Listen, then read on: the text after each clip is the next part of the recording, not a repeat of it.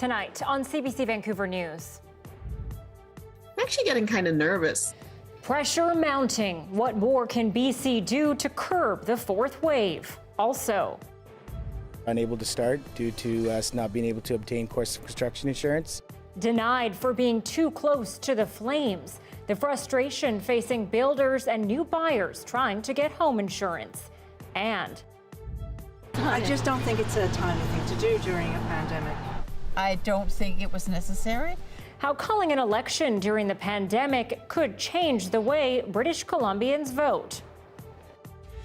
This is CBC Vancouver News.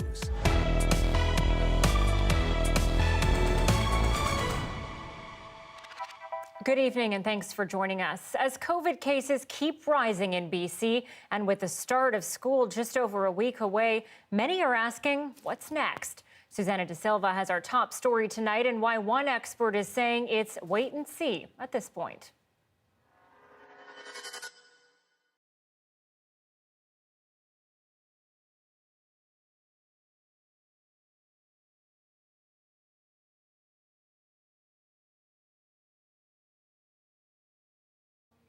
We apologize, just having a technical difficulty there. We will get back to our stop story in a moment.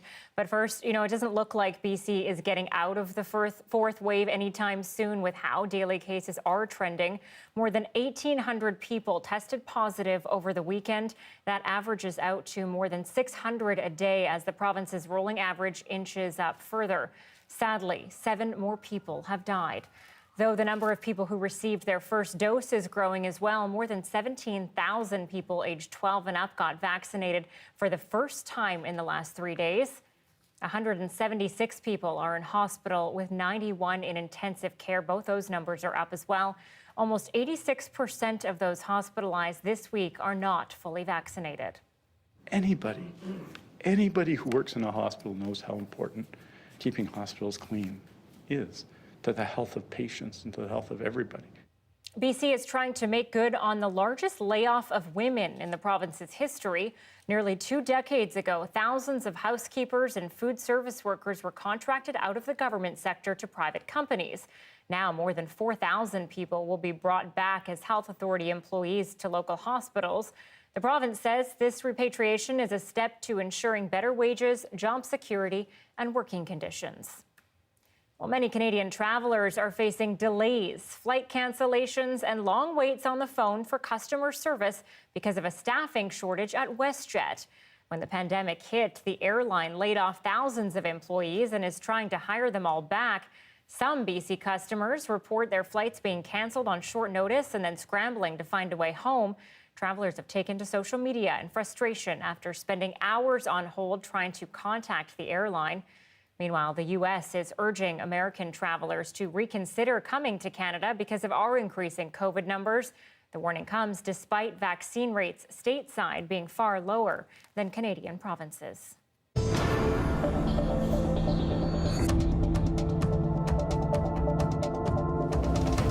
The number of evacuation orders and alerts due to wildfires eased even more this weekend, but an out-of-control blaze near Penticton is threatening airport operations there.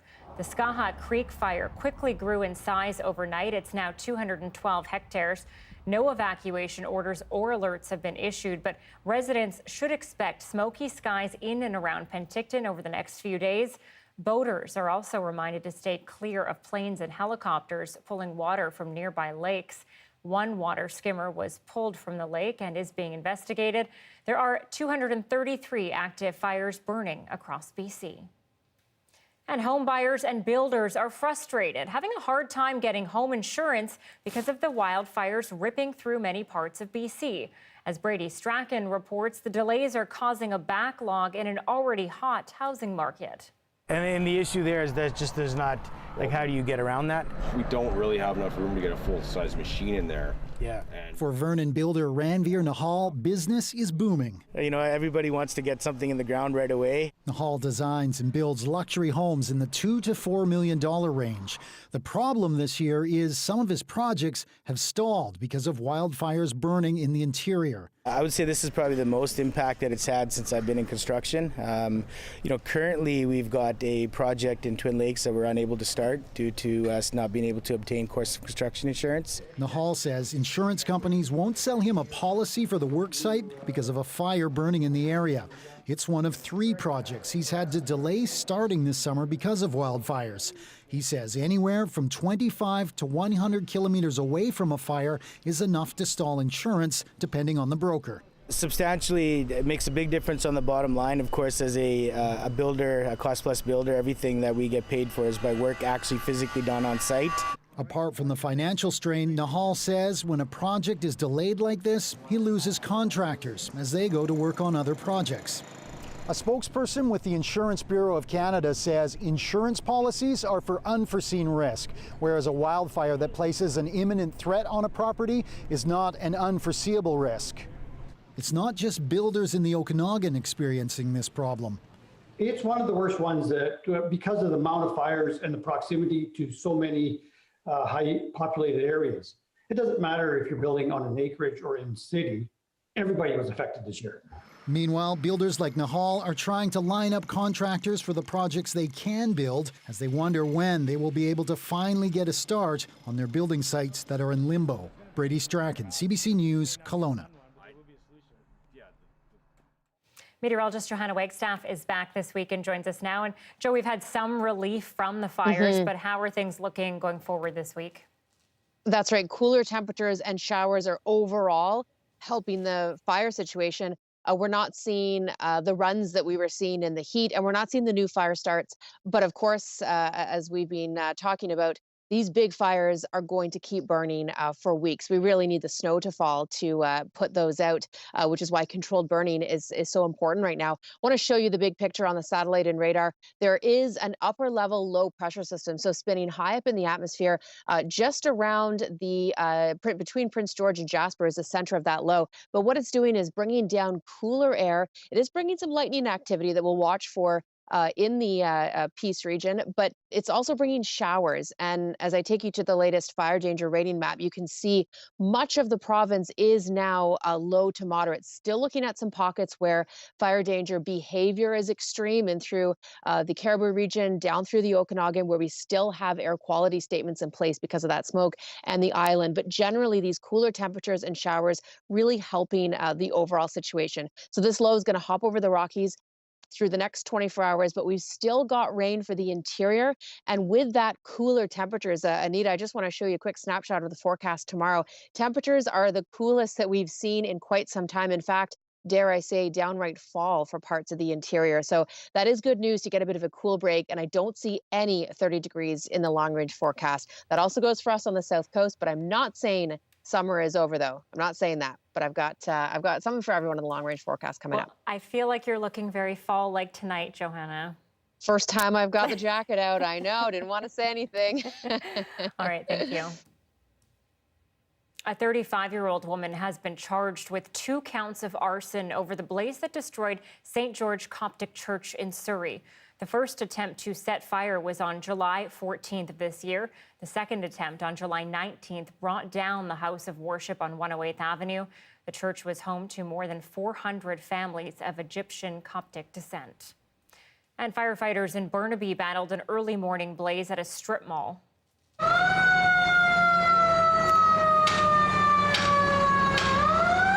The fire originated in the Arwaz Hookah Lounge at around 5 a.m. The kitchen and interior of the lounge was severely burned. Smoke damage spread to 3 neighboring businesses before crews could put out the flames.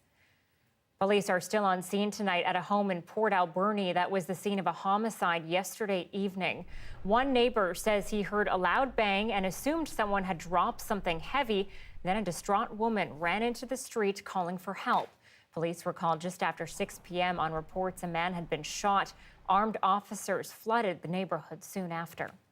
They had their guns out and told us to go in the house, lock the door, go in the basement kind of thing. So that's when the paramedics were able to come to the house, and they ran in pretty quickly with all their stuff. So we knew that something was serious.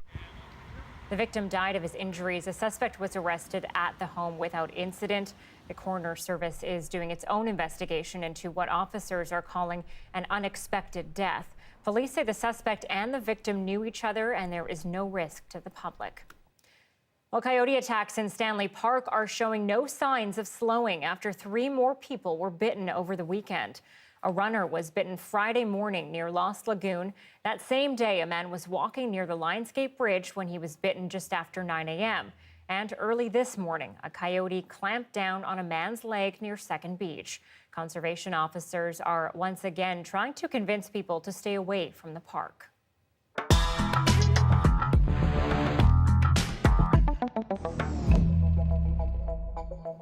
Well, there's growing anger among Canadians about having to go to the polls during the 4th wave of the pandemic. That's according to a new poll. But as Zara Premji tells us, it's not clear how much of that frustration will have an effect on the actual result of the election. An election called by choice, not by necessity, and in the middle of a pandemic. Timing is lousy. I think we've all got enough to deal with. COVID isn't over. I just don't think it's a timely thing to do during a pandemic. Last year we did it in this province, and at that time we didn't even have vaccine, so I don't see a problem. I'm completely okay with it. 1,500 Canadians were surveyed as part of an Ipsos Reid poll. 58% say they are upset about an election being held right now. And those we spoke with here in BC? It could impact my thoughts. I might not vote the way I otherwise might have. Yeah, I'm rethinking too. But when it comes down to it, one expert doesn't think election timing will play a big role when we actually vote. And I think what you're seeing is people, yes, they're angry about having this election, but I don't think that's driving their vote choice. He says there are other, perhaps stronger factors here at play. Afghanistan, even though it's not specifically discussed in the poll, certainly has, I think, is coloring these results. The other issue, whether a pandemic election will mean low voter turnout. If we go into a lower turnout election, not only is the Prime Minister in trouble in terms of current voter support, but even those people who do support him, there's a significant group of them who are really concerned about showing up, mainly from the perspective of public safety. And we may see a higher number choose to mail in. 16% of respondents to the poll done for Global News say they will. 21% aren't sure. Either way, Elections Canada is prepared to take in up to 5 million mail-in ballots this year. A whopping difference from the 50,000 that were cast by mail the last federal election. But political experts say whether voters are upset or not about an election being called in the midst of a pandemic, there's still a few weeks for votes to be swayed one way or another. Election Day is on September 20th. Zara Premji, CBC News, West Vancouver. And it's been a summer of heat domes and devastating forest fires, but in the election campaign, the environment hasn't been receiving much attention until today. As Anita Bathe reports, all the leaders are being grilled on their policies.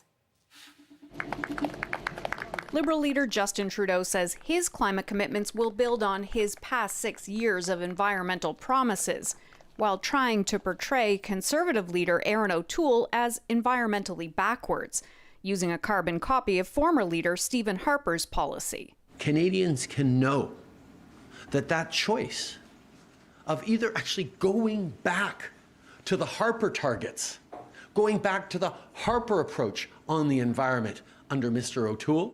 In April, the Liberals set a new emissions target of 40 to 45% below 2005 levels by 2030.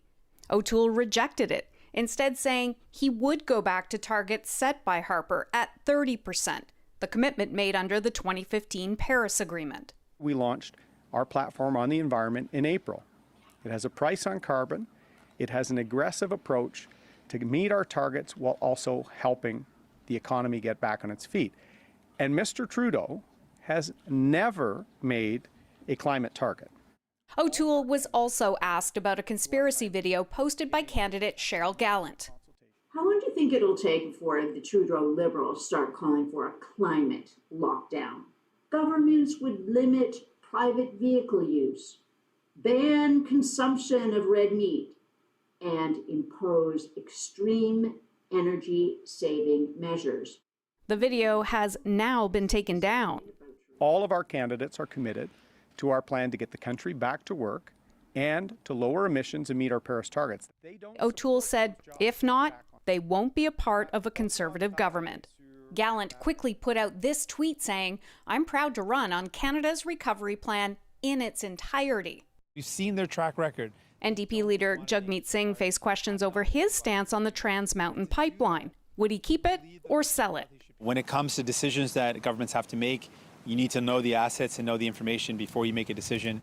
Both the Conservatives and NDP have released their climate platforms, but with only 3 weeks left to go until voting day, the Liberals have yet to reveal how a re-elected Trudeau government would meet its very ambitious targets. Anita Bathe, CBC News, Ottawa. Meanwhile, Conservative leader Aaron O'Toole has suggested a government led by him would approve a project like the now defunct Northern Gateway oil pipeline.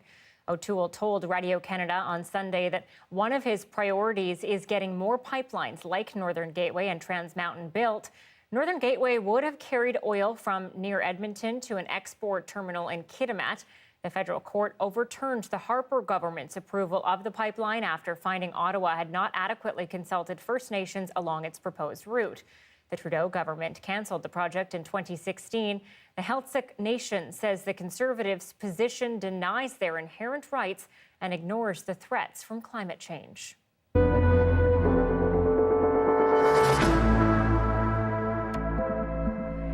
Let's get back to our top story now. Many people in BC asking what's next as COVID cases keep rising.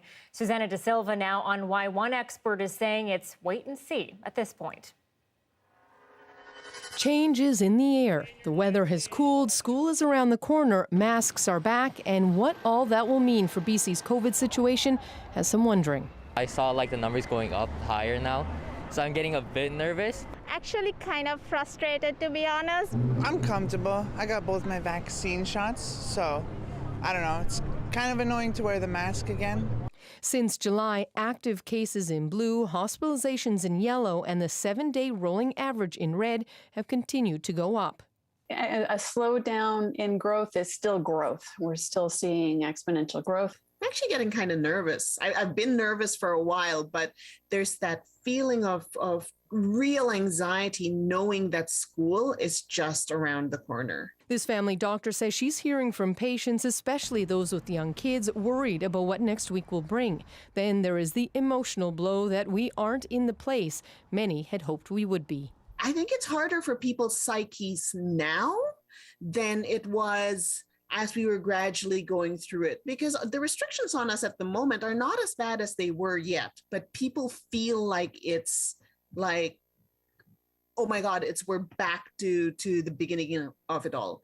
But the province says it has taken steps, including bringing back masks and the upcoming vaccine passport. But the specifics are still to be announced, leaving police unions worried about how much more work that might mean for them. We don't want the expectation to be set that every time there's a dispute, you call the police. That's not going to work. The resources are not there. And the real question, what it will all mean for case numbers. Unfortunately for modelers, we're in that zone where a lot is uncertain. We gain data as between time periods when there are policy changes. Well, when there's just been a policy change, that makes all of the models uncertain. Though some say they aren't waiting to adjust their activities. I'm not really planning on going in big groups anymore. The province has already said BC won't be moving into the next phase of reopening as planned, and it's too early to know if the fall may bring another step backwards. Susanna De Silva, CBC News, Vancouver. Thanks for being with us tonight on CBC News at 6 o'clock. I'm your host, Anita Bathe. If you're not already doing it, you can always watch our program live on our free app, CBC Gem. You can also catch us on Facebook, YouTube, and Instagram. Now downgraded to a tropical storm, Hurricane Ida has left her mark on a battered Louisiana coast. The latest on recovery efforts next.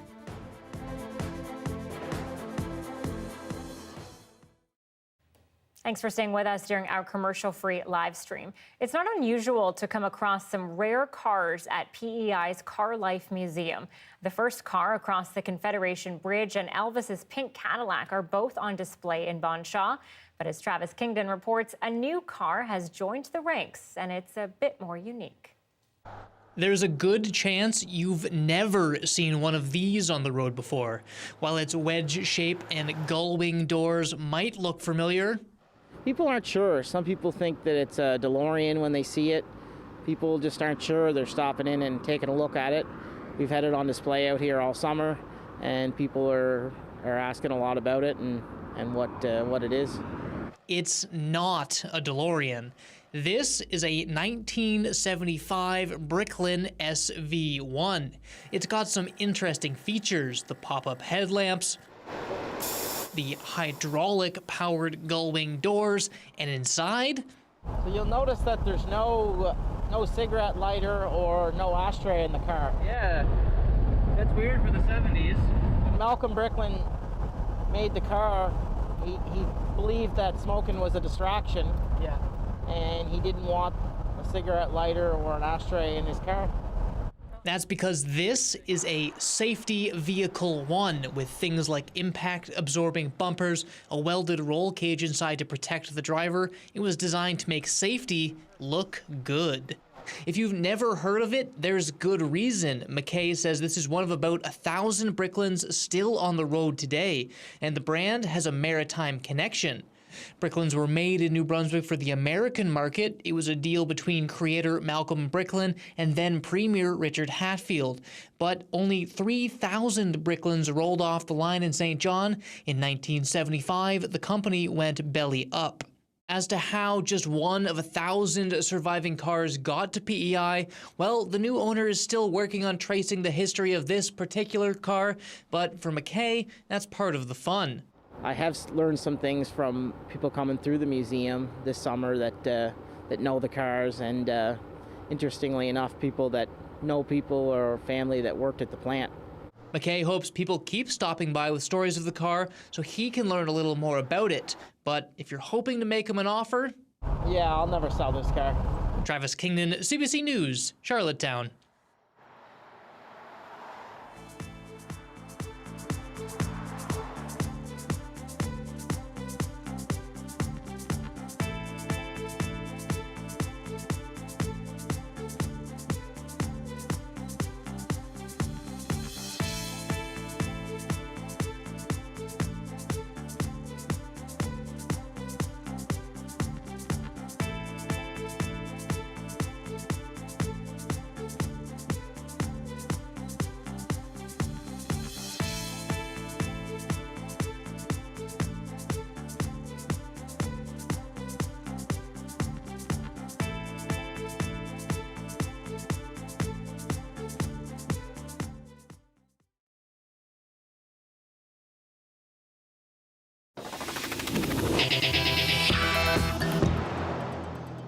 The United States has completed the withdrawal from Afghanistan, ending its 20-year deployment. Susan Ormiston is in the region, and she shows us how the final U.S. evacuation, like so much of what's happened in recent weeks, came under pressure, even under fire. An air bridge nearly done, with only hours left. Last glimpses of Kabul by air. A rocket barrage nearly threatened flights today. This burning vehicle was the makeshift rocket launcher. ISIS claiming it fired 6 Katyusha rockets from a car, but they were intercepted by an air defense system. People are terrified, worried about the future and more rocket attacks, he says. The U.S. is now being blamed for a drone strike Sunday on a car loaded with a bomb, but the strike reportedly killing a family of 10, including children. These were normal people. They had civilian jobs.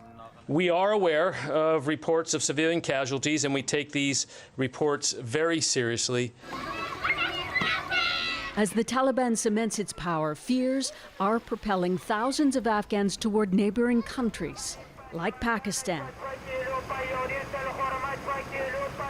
And this squalid settlement in Islamabad, over a decade old. 17-year-old Zakarullah and his family drove for 3 days to get here. The situation back home is bad, he says. We're looking for a better future. But here doesn't look better. This is the product of an earlier wave of migration from Afghanistan. About 3,000 people here, no running water, no school. And Pakistan is now resisting the thousands more trying to get across the border, fleeing the Taliban. Pakistan has long ties to the Taliban, yet millions of Afghan refugees are already here. Nasser Khan says with the Taliban in power, everyone is confused and afraid, his relatives stuck at a closed Pakistan border crossing. With the government bluntly saying it doesn't want more refugees, leaving displaced Afghans on the move with few options. Just after midnight Afghan time, a reporter quoted a U.S. official saying the final plane is wheels up, the war is over, indicating the evacuation is done. So Canada, the U.S. and its allies are out of Afghanistan. And that near deserted airport in Kabul is a potent symbol of a startling shift of power to the Taliban, who have yet to announce a cabinet or a government. Susan Ormiston, CBC News, Islamabad.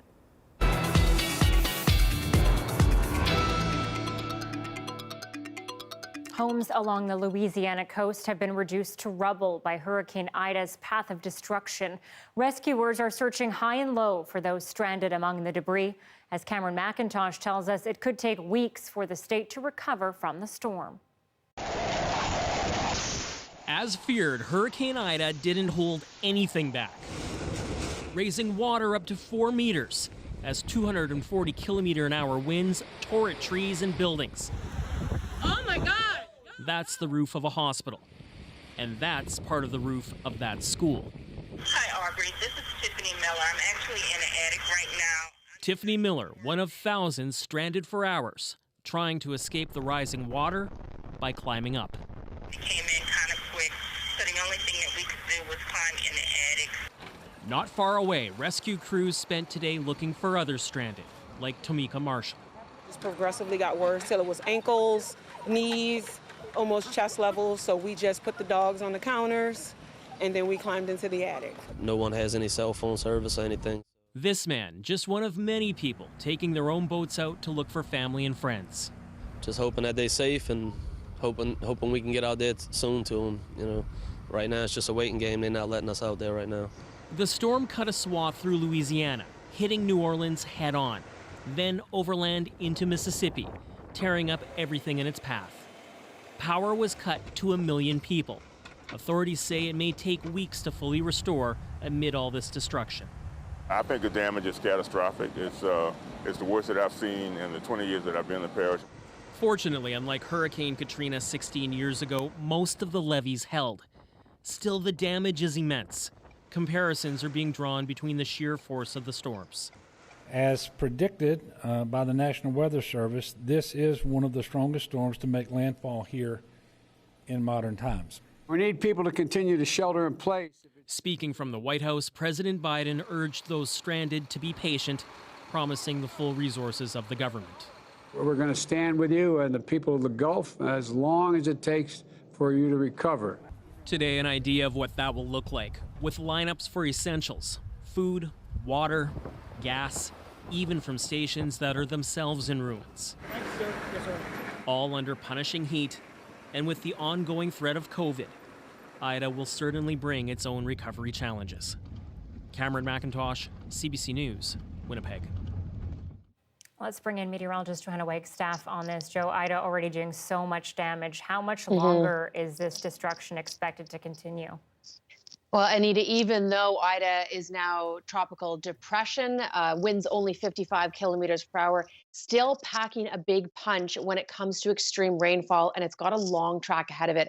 I want to take you to the latest radar shot, and you can see how clearly defined sort of the center of that swirl is. About 35 kilometers north of Jackson is where the center of Ida is right now, so in northern Mississippi. It's only moving at about 15 kilometers per hour, so still wrapping in all of that moisture from the Gulf of Mexico. Now, storm surge warnings have ended back in through Louisiana. Earlier, when this storm was making landfall, incredibly, the Mississippi River actually reversed direction as that storm surge moved inland.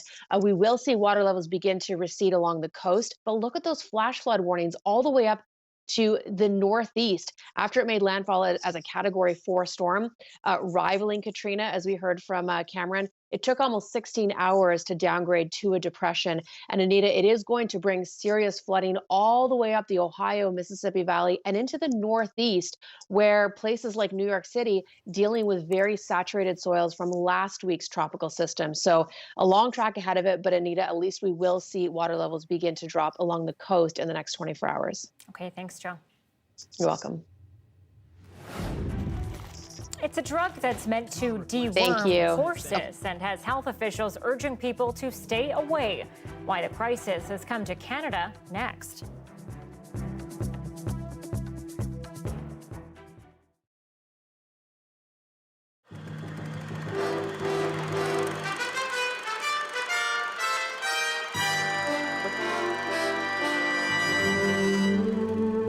The staple of British Columbia's economy, going up in flames thousands of acres at a time.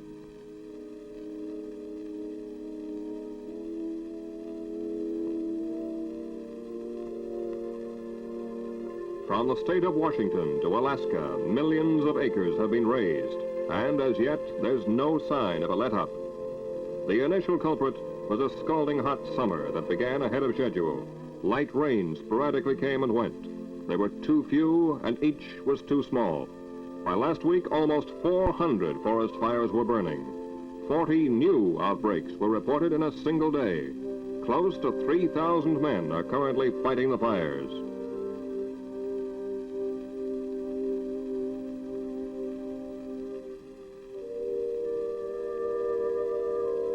All forest activity has been banned. All fire permits have been suspended.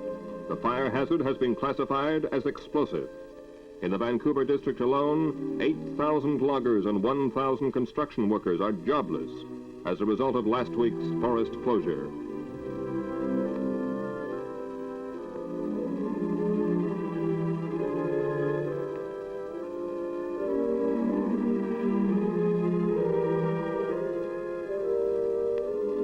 Most forest fires are kindled when lightning strikes in a tinder-dry forest.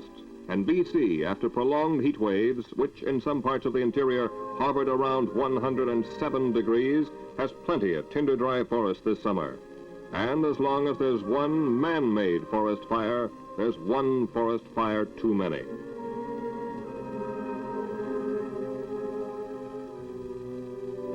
In some areas, the provincial government has deliberately left the scarred acres untouched as a recurring reminder to travelers that there's no substitute for prevention. Responsibility for forest protection rests with the Ranger Service. In addition to a round-the-clock lookout, their duties include the periodic touring of lumber camps to check firefighting equipment and warn against increasing fire hazard.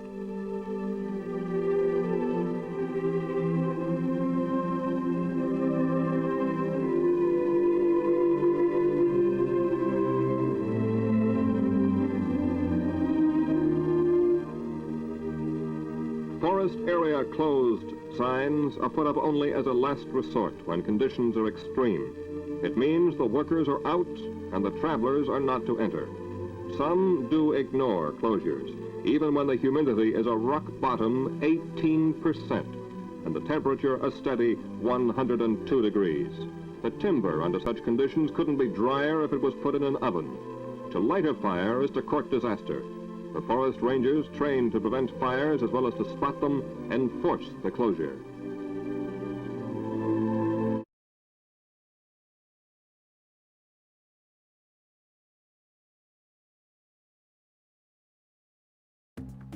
Here are some of the stories we're following tonight on CBC Vancouver News. I would say this is probably the most impact that it's had since I've been in construction. Currently we've got a project in Twin Lakes that we're unable to start. Buyers and builders are frustrated after being refused home insurance for homes near wildfires. Companies won't issue new coverage for properties or construction sites that are within a certain distance of an active blaze. In some cases, people are being denied for being as far away as 100 kilometers. The Insurance Bureau of Canada says it's because of the unforeseen risk. A new poll has revealed a growing anger among Canadians about voting during the fourth wave of the pandemic. Typically, polling shows that when people are upset about a campaign being triggered, they get over it quickly. But this time, Angus Reid says that hasn't happened. The concern is it could lower voter turnout. Real anxiety knowing that school is just around the corner and that all these numbers have been going up exponentially without kids being in-person school. There's pressure on the BC government to do even more to curb the spread of COVID-19 during this fourth wave. COVID hospitalizations up in this province 32% from last week. The number of people in ICU is up 14%, and the jump in people getting vaccinated is also up. Now, Canada's fourth wave is building and building. Per capita, Alberta is seeing the fastest growth of all, and it has also seen the lowest vaccination rates. Erin Collins shows us why some people not only aren't convinced about the jab, but are turning to a drug often used to deworm livestock. It's not a request Lance Olson expected to come up at his Southern Alberta feed store. When people are calling, they're calling for the ivermectin fluid. And those calls started probably last fall. A product sold for years for deworming livestock now being sought out by people looking to treat COVID-19. People are looking for a way to avoid or to prevent or to treat COVID without taking the vaccine or getting the vaccine. And this just isn't a safe way to do that. No clinical studies have proven that ivermectin can treat or prevent COVID. Still, it's been pushed as an alternative treatment by some skeptical of vaccines. And myself and my team, including this Ontario MP now running in Alberta and critical of the Prime Minister's vaccine-focused COVID response. I've never heard him mention ivermectin or many other drugs that could be useful in this fight. Amen. Rhetoric that's fueled interest in the drug. So much so, the U.S. Food and Drug Administration had to put out this tweet warning against using the drug to treat COVID. Similar warnings have appeared in Canada, but interest in ivermectin remains. It's becoming increasingly astonishing to us that we're actually seeing patients now demanding this as treatment, even though there's no proven benefit for COVID. Alongside Caleb Wallace. In the U.S. over the weekend, a prominent anti-mask protester died of COVID-19 after refusing to be vaccinated and treating himself with ivermectin and vitamins. Health officials insist the best way to protect yourself from COVID is to get vaccinated. Back at Lance Olson's feed store, he's moved his ivermectin to the back room. So what are you telling people when they come in looking for ivermectin? Don't take it. It's not approved for human consumption, and it could seriously harm somebody. It's a message frontline health workers here worry isn't getting through. Erin Collins, CBC News, near Calgary. The main political parties have been making a lot of promises about housing in Canada. One pledge by the Liberals is to introduce a rent-to-own program. Farah Morale is looking into how much of a difference this could actually make in a city like Vancouver. We have a housing crisis in Canada. Housing is one of the biggest concerns. The affordable housing crisis. The housing that Canadians need. It's shaping up to be one of the pivotal issues in the election campaign, housing. And the leaders of the federal parties know that well. As part of his strategy, Justin Trudeau is pledging $1 billion for a program that might sound familiar to Toronto residents. The launch of a new rent-to-own program. When I heard the announcement, my first reaction was, hey, that's my campaign platform. 3 years ago, a rent-to-own program was the center of Jennifer Keesmaat's unsuccessful campaign for mayor of Toronto. The proposal involved the city setting aside units where renters could apply to pay monthly installments that would go toward their down payment on the property. Keesmaat says she's pleased to see that idea on the federal election campaign. Part of why this policy matters is because it's about recognizing that we all have different housing needs, and we also have different housing needs at different stages of our lives. And we need lots of options within that entire housing spectrum. In major cities like Toronto and Vancouver, where the average price of a home keeps skyrocketing, how much of a difference could a rent-to-own program actually make? This is a very small group in terms of kind of the housing universe. It certainly is a group of people and a group of voters, for whom this will resonate. Some experts say the program would cater to a niche population and question whether the money would be better spent elsewhere. There's over half the population for whom ownership will probably never be an option. And those are the people, like, where's the money for them to actually help them to get into rental housing? We have an undersupply of adequate rental housing. It's really rental housing. It's the big problem. That's where government should focus its effort. While the Liberals are the only party so far to pitch a rent-to-own program, all the federal leaders so far have pledged to tackle the issue of housing supply by adding more stock if elected. Farah Morali, CBC News, Toronto. Ontario is expecting details in the next few days on a vaccine passport system there. As Lorenda Redicomp tells us, all three opposition parties are offering their advice on where the certificate should be required and what form they should take. It's still unknown where Ontario might require people to show proof of vaccination. The system could mean the end to protests against business owners who've spoken out in favor of them, like these ones lately every Saturday outside a downtown Toronto restaurant. I'll protect myself from the poison vax by jabbing. It's self-defense, right? I'll shoot them. Whatever helps us alleviate the pain points that we have with the pandemic would be, we're definitely game for it. I know some people that once they found out that they needed it to travel, all of a sudden they were on board with getting the vaccine. So whatever kind of gets people on board. No QR code. I think that's, I don't know, I just started using those like the past 6 months. They're not for everybody. It's not that user-friendly, I don't think.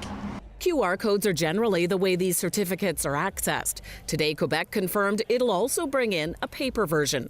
Also today, a rare event by Queen's Park opposition parties coming together to talk about vaccine passports. If Premier Ford hasn't already picked up the phone and called his counterparts in British Columbia and Quebec, and frankly, even Manitoba, then he should. And he should have that conversation today so that we are not trying to reinvent the wheel. They say the government needs to be clear, communicating the details, including when proof will be needed. When you go to the restaurant, when you go to the gym, when you go to the theater, when you go to the Blue Jays, to the OHL, to the NHL, to all of this, where will it be mandatory for you to show? Ensuring that it's temporary, there's a clear sunset clause, so people recognize that this isn't something that's going to happen for a long period of time, that it's consistent across the province.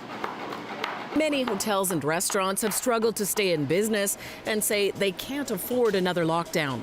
Their association wants to hear a tougher message from the Premier, who previously opposed the vaccine certificates. I don't believe the government has come out strong in ensuring that they support vaccination control rooms, because we need it. We need it because soon we will be dependent on indoor rooms. Sources tell CBC News Cabinet will meet tomorrow to discuss this issue, and the vaccine passports are expected to be approved. Lorenda Redicomp, CBC News, Toronto. A virus is killing dozens of wild sheep in the interior. Why scientists say nothing can be done. Coming up. And at 6:41, a live look at Long Beach in Tofino. A beautiful night there as the sun's coming down. The beach is a little empty, but I imagine lots of families trying to soak up the last few days of summer vacation. What this week looks like, Johanna has that next.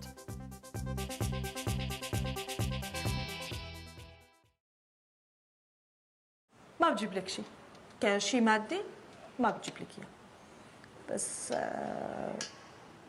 معنوي جسدي بيجيب لك كثير. انا بشوف مثلا حدا شخص عنده اعاقه ممكن ادعمه نفسيا، اعطيه المعاناه اللي انا مريت فيها وشوفوا هو عم يقول ايه انت، يعني انه انت الشيء اللي مريتي فيه كثير صعب وقدرتي تتجاوزيه، فانا لازم اتجاوز. هي بتكون ان عندي بتسوى كثير. المشكله هون اني بهاملتهم كلها ما في نادي لتنس الطاوله. انا بعتبر حالي التدريب اللي عم بتدربه بالبيت بس تمشاية ايد. اما اذا بدي اتدرب تدريب نظامي فانا بدي انزل على ميسيساغا. ميسيساغا هي مدينه بتبعد عن هاملتون تقريبا شي ساعه. بدي ادفع ممبرشيب للنادي تقريبا $500. اذا بدي اتدرب تحت اشراف مدرب المفروض ادفع بالساعه للمدرب $45 كثير، غير المواصلات اللي انا بدي اروح فيها وارجع. فهي صعوبه علي ما بقدر بعملها، يعني بدها ميزانيه. فارس بابا فبتدرب بالبيت. ليه كل بابا لما مير سيريان كانديان فاونديشن ساعدوني بالطاوله، جابوا لي على البيت تجهيزات، عملوا لي فاند ريزنج لموا لي فيه تقريبا $10,000. جبت فيهم مضارب، طابات، شاركت فيهم بطولة كندا، شاركت فيهم بطولة أونتاريو. لسه في معي رصيد منهم، محاولة إني أخليه إني شارك بطولة خارجية. في ناس منهم قالوا لنا إنه شيلوا الرياضة حطوها على جنب أو اتركوها واهتموا إنه مثلا تدرسوا لغة، تاخذوا شهادات، تتوظفوا، تشتغلوا. أنا حاولت أعمل هذا الشيء، بس للأسف وقت اللي تركت الرياضة أنا وضعي الصحي تراجع لورا. الرياضة تعتبر معالجة. أنا شايفة حالي بهذا الشيء. برافو. لاعب سلة.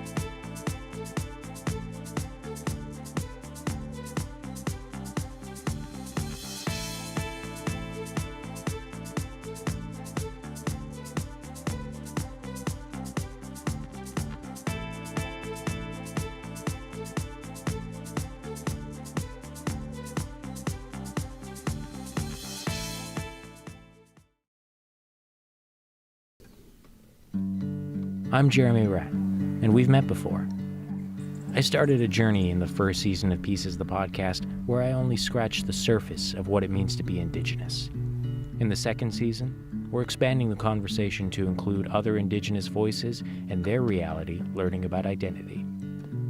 Join us on a journey of learning, growing, acceptance, and healing. Listen to Season 2 of Pieces today.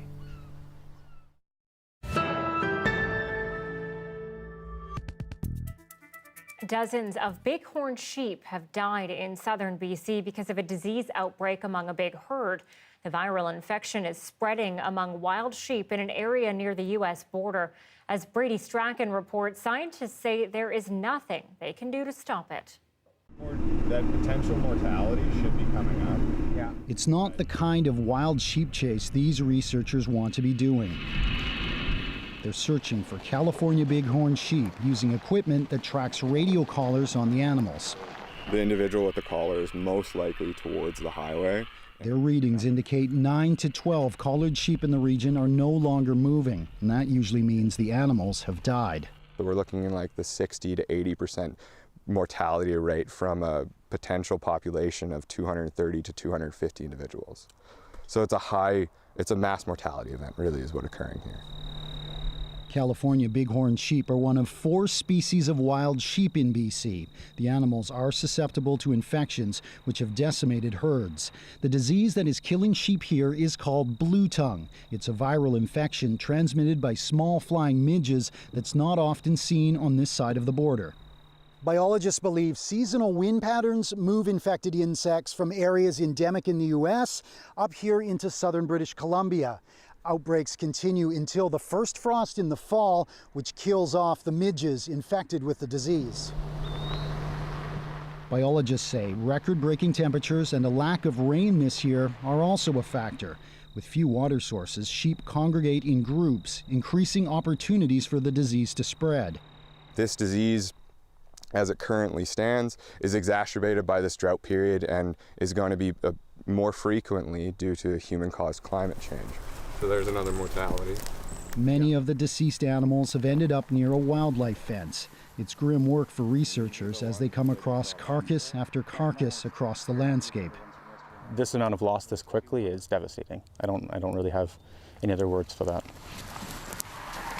Conservationists are concerned about this herd and wonder if it will be able to recover to numbers seen before the outbreak. They're an iconic species. Here in British Columbia, I don't think most people know how many sheep or how special it is here. Near the end of a depressing day in the field, a glimmer of hope. There's one live one right there. Oh, thank God. Researchers hope this ewe will be one of the few bighorns to survive and be an important member of the herd as it tries to recover from this deadly year. Brady Strachan, CBC News, Grand Forks, British Columbia. Meteorologist Johanna Wagstaffe joins us now with the forecast. Joe, we'll get to weather in a moment, or our weather, but can you touch on the flames in California now leading to those big evacuations?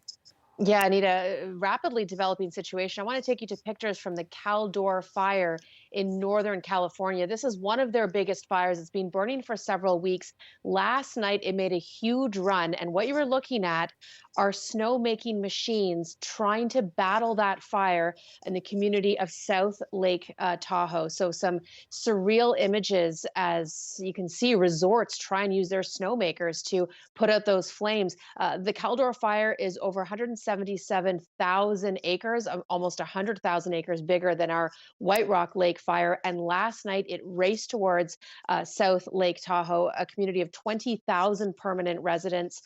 They evacuated through the day today, hours stuck in lineups to get out of that community. You can see I've just put the perimeter of the Caldor fire to the southwest of Lake Tahoe. This is in Northern California.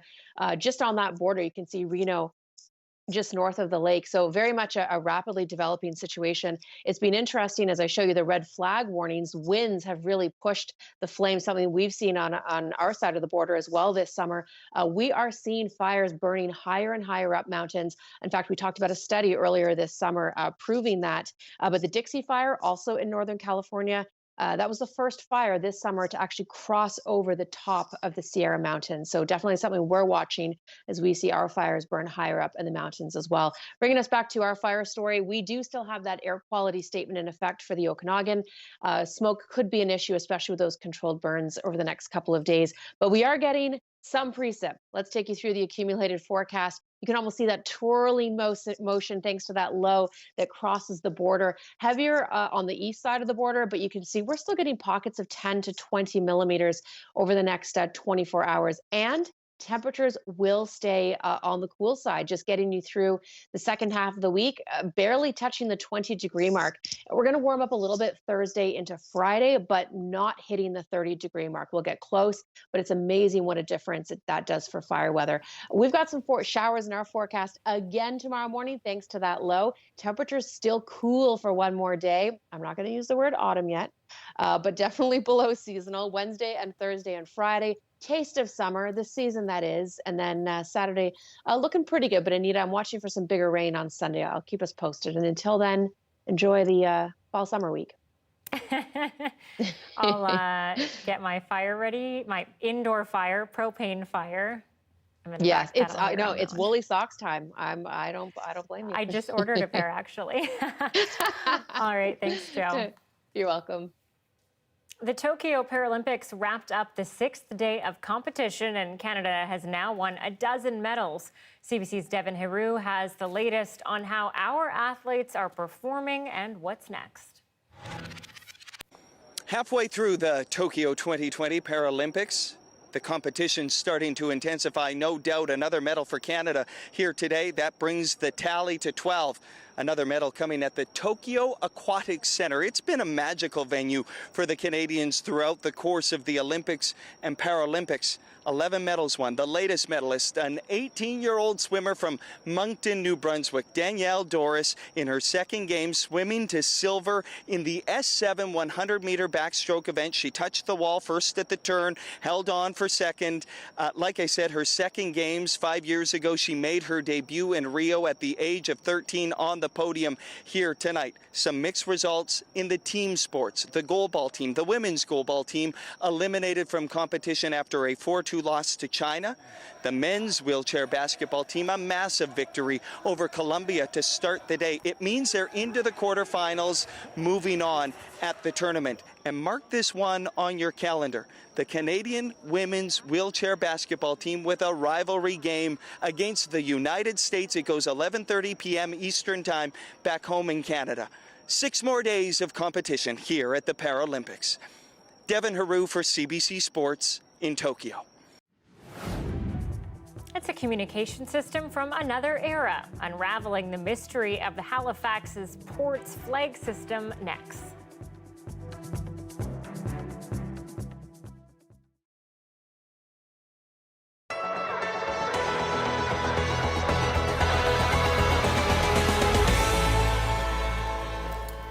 The mission of Rainbow Riders is really to offer services and wonderful life experiences for individuals with disabilities and special needs. Working closely with the horses really does help to teach them empathy and gives them some of those social skills that are very transferable to their day-to-day lives. It's been a really interesting couple of years, and like everyone, we faced a lot of challenges with the pandemic, with multiple lockdowns. We did have a couple of riding semesters that had to be canceled, which was very sad. But in spite of all of those challenges, we did actually manage to continue growing our program. And part of that could be because of the fact that horseback riding, you are able to physically distance fairly well. So even in a riding lesson with 4 riders inside the arena, you can still manage to physically distance fairly successfully.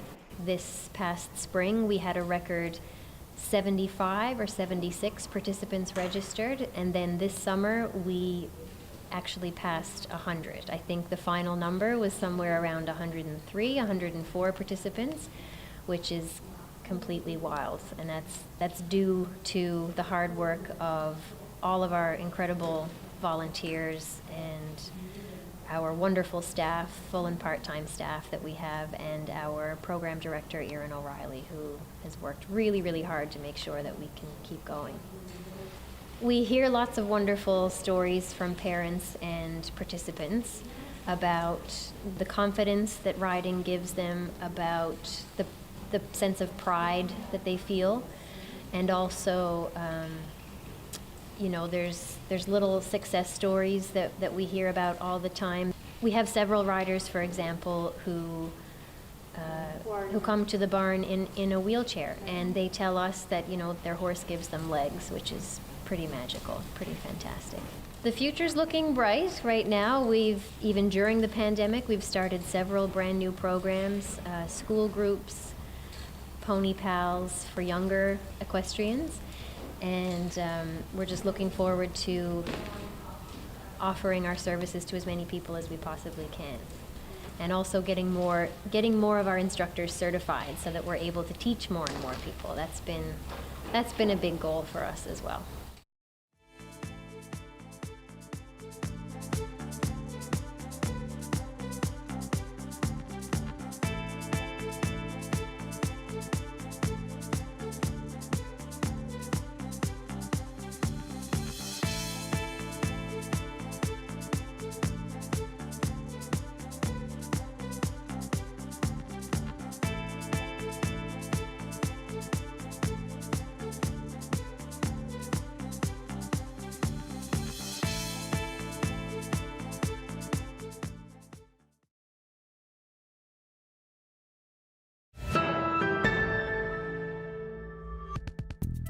You are watching CBC Vancouver News, and this next story is a behind-the-scenes look at a little-known part of Canadian history.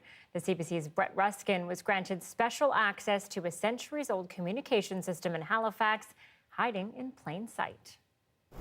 Some of Halifax's traditions are hard to miss. Like the noon gun, disrupting downtown lunch breaks for decades. But others go right over people's heads. At one time, everyone here knew what this flag mast was for. But now? No idea. That one? Yeah. No. I honestly don't. I'm not sure. A modern mystery to most locals. Each day, though, teams work to get the flags up. Hoist away. I was shown the ropes, but still didn't quite get it. Turns out this mast was critical because it showed which vessels were coming into port. You can imagine people walking around looking at their cell phones. You can imagine Victorian Haligonians walking around looking at the signal post. This flag was for James Creighton's family business. According to this 1800s ad, they sold produce from West India and the Mediterranean. So when each specific flag went up, when you saw that signal, you knew you had about 2 hours or so before the vessel arrived at the dock and you could prepare your warehouse. Keep in mind, this is before the car, the telephone, even Morse code. Or you could send a signal over a great distance because you've got one here, you've got one at York Redoubt. Indeed, there was another mast 6 kilometers away across the harbor at York Redoubt, another historic hilltop fort. But could you really see the flags from here? Using my camera like a 19th century telescope, I watched the flags unfurl. And there were 2 more stations farther out to sea. This relay could send ship information in a matter of minutes. The plan was to have a system that went all the way from Halifax to Quebec. That system turned out to be expensive to staff, and the plan was scrapped. But to honor its innovation and perhaps confuse locals, this 1800s instant messaging is still replicated today. Brett Ruskin, CBC News, Halifax. Thanks for watching our program tonight. You can always catch it on demand online. And if you want more news this evening, Dan Burritt is here at 11 o'clock after the National. Good night.